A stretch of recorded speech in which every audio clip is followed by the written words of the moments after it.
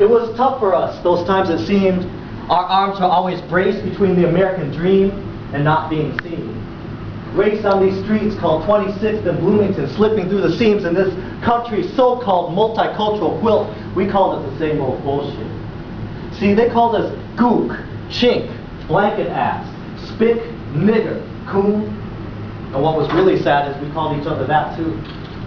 We went to school and they called us new names like Asian American, Native American, Latino, Latina, African American, while still treating us the same damn way. And they called that progress. We called each other Bolio, Sace, Mustafa, Nguyen. We talked about hip-hop and minimum wage jobs and the girls who broke our hearts in languages that they call Ebonics, Pidgin, reservation accented, or broken English. We called it talking shit, or man, I was just fucking with you. We ran the confused streets of Phillips. We ran from the crazy motherfuckers. We ran from the police. We ran from our own mothers.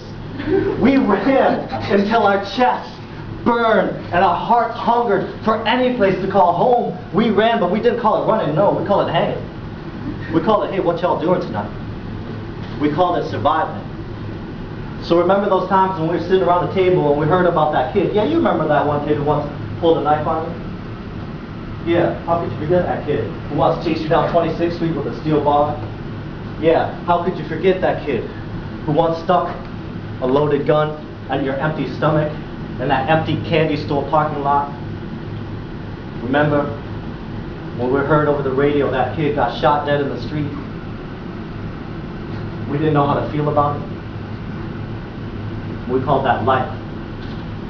Remember when the street lights ran low, looking like hazy, lazy angels with hazy, lazy halos? We sat in our damn basements playing Nintendo, eating ho-hos, drinking ice-cold Cokes. We call it the good days. And sometimes we turned our stereos up so loud that they would blow stories down from the trees, and we danced in the streets, and we danced in our basements, and we danced in our lunchrooms, and we danced in that building. Remember that building where Guillermo and his crew airbrushed a mural on the outside wall about respect? We danced a modern-day ghost dance. We breakdance, we rumble, we salsa. We danced because we wanted to impersonate the electricity run underneath the city that no one is supposed to dig for. We danced because we had air in our lungs that we didn't know what to do with. We danced because no one could stop us from dancing. And we called that living.